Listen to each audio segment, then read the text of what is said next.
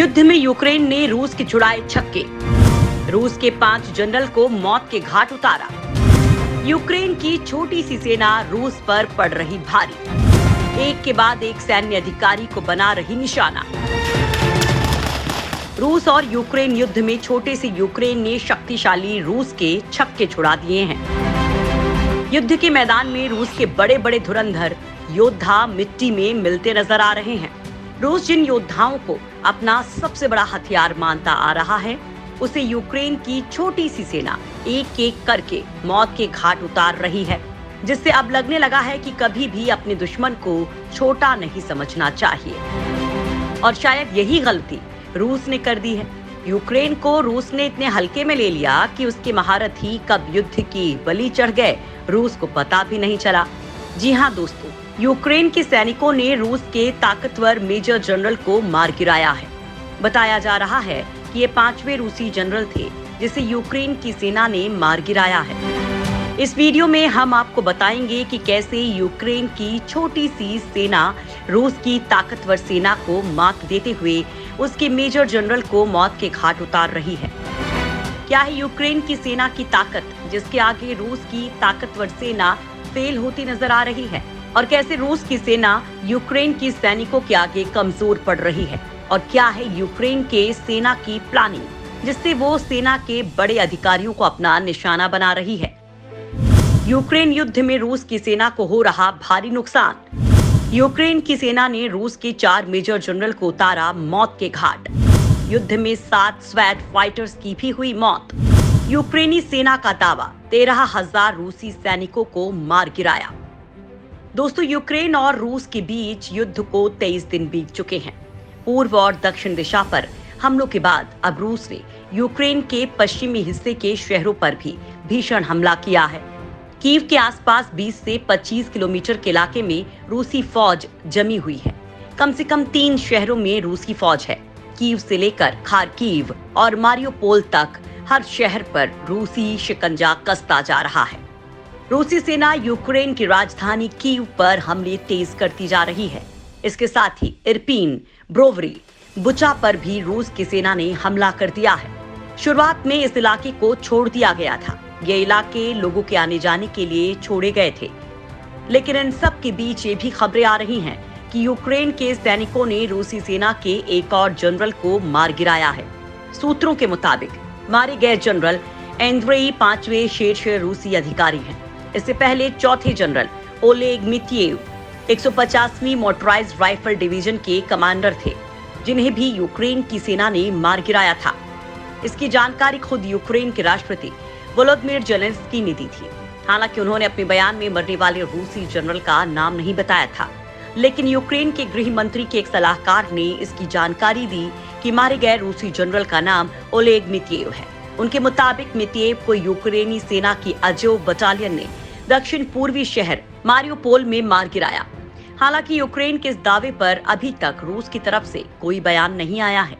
Oleg मित्येव 4थे बड़े रूसी general हैं जिन्हें यूक्रेन की सेना ने मार गिराया है।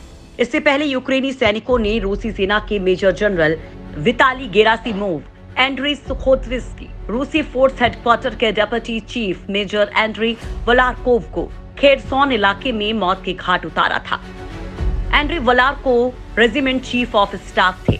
युद्ध के दौरान उनके पास कई अहम जिम्मेदारियां थी, जिसमें तोपों के लिए सैनिकों को परीक्षण करना भी शामिल था।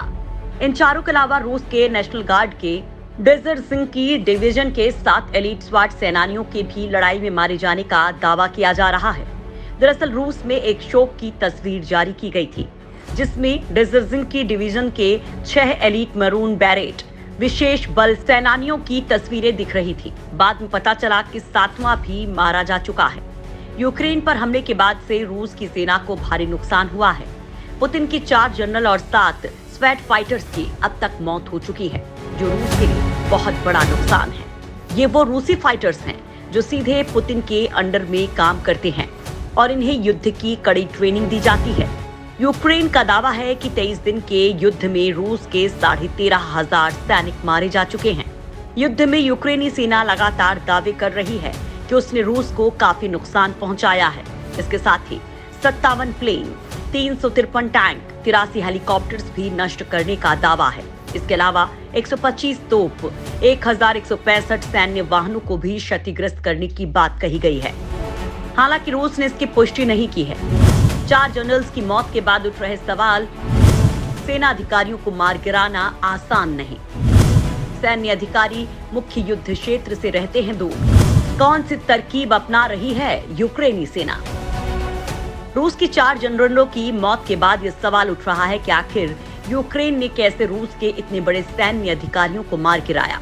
सूत्रों के मुताबिक इतने बड़े सैन्य अधिकारी तो मुख्य युद्ध क्षेत्र से काफी दूर रहते हैं। ऐसे में इन्हें मारना आसान नहीं है। रक्षा विशेषज्ञ कोनराड मुजिका टॉप रूसी जनरल्स की मौत को लेकर कहते हैं कि इस युद्ध में रूसी सैन्य अफसरों को मारने का मतलब है कि यूक्रेनी सेना को उनकी सटीक लोकेशन पता चल गई होगी, जिससे वो कामयाब हो रहे हैं। रक्षा विशेषज्ञ कहते हैं कि रूस कम्युनिकेशन के लिए ओपन चैनल्स का इस्तेमाल कर रहा है, जिससे लगता है कि इन चैनल्स के जरिए से ही यूक्रेन की सेना को जनरल्स की लोकेशन का सुराग मिलता होगा। अगर रूस के वरिष्ठ अधिकारी बातचीत के लिए मोबाइल फोन या एनालॉग रेडियो का उपयोग कर रहे हैं, तो समझ लीजिए कि वे खुद यूक्रेनी खुफिया एजेंसीज को थाली में रखकर सुराग दे रहे हैं। यूक्रेन एक के बाद एक रूसी जनरल्स को कैसे मार रहा है, इसके पीछे उसकी एक विशेष योजना भी है, जिसकी पुष्टि यूक्रेनी राष्ट्रपति के करीबी ने की है। राष्ट्रपति वोलोदिमीर जेलेंस्की की टीम में शामिल इस अधिकारी ने बताया कि यूक्रेन के पास एक ऐसी सैन्य खुफिया टीम है जिसे केवल और केवल रूस के बड़े सैन्य अफसरों को खोजने और उन्हें निशाना बनाने का काम सौंपा गया है। अधिकारी का कहना है कि उनकी ये team high profile generals, pilots और आर्टिलरी कमांडर्स को तलाश करती है। वहीं उनकी लोकेशन पता चलने पर यूक्रेनी सेना इनको निशाना बना रही है, जिससे रूस की सेना को काफी नुकसान हो रहा है। वहीं दूसरी तरफ रूस के रक्षा मंत्रालय के प्रवक्ता इगोर कोनाशेनकोव के हवाले से कहा गया था कि अब तक रूसी सैनिक 3687 यूक्रेनी सेना के इंफ्रास्ट्रक्चर्स को नष्ट कर चुके हैं। वहीं पिछले दिनों रूस ने यूक्रेनी सेना के ट्रेनिंग सेंटर पर भी हमला किया था, जिसमें 180 से ज्यादा विदेशी लड़ाके मारे गए थे।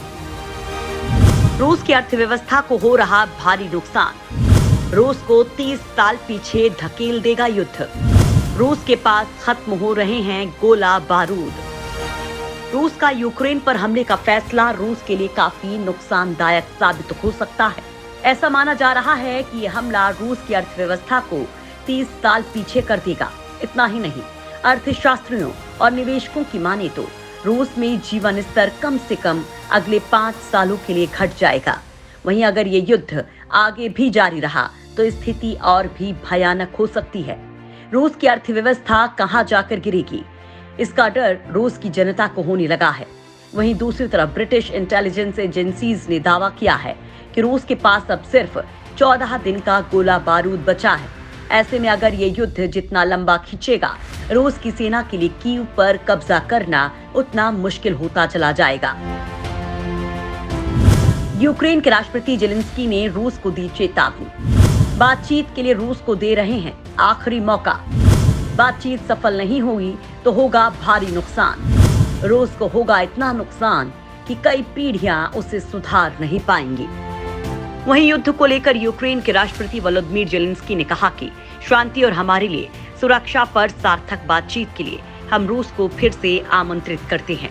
रूस के लिए अपनी गलतियों से होने वाले नुकसान को कम करने का एकमात्र मौका है। ये समय मिलने का है, बातचीत करने का है। ये समय यूक्रेन के लिए क्षेत्रीय अखंडता और न्याय का है। उन्होंने साथ ही कहा कि ऐसा नहीं हुआ तो रूस का नुकसान काफी अधिक होगा। जेलेंस्की ने रूस को चेतावनी दी है कि रूस के पास बातचीत का अंतिम मौका है। जेलेंस्की ने आगे कहा, और मैं चाहता हूं कि अब हर कोई मेरी बात सुने, खासकर मॉस्को में शांति पर सार्थक बातचीत हो। रूस के लिए अपनी गलतियों से होने वाले नुकसान को कम करने का एकमात्र मौका है। अब मिलने और बात करने का समय आ गया है। ये यूक्रेन के लिए क्षेत्रीय अखंडता और न्याय बहाल करने का समय है। अन्यथा रूस का नुकसान इतना बड़ा होगा कि कई पीढ़ियां उसे सुधार नहीं पाएंगी।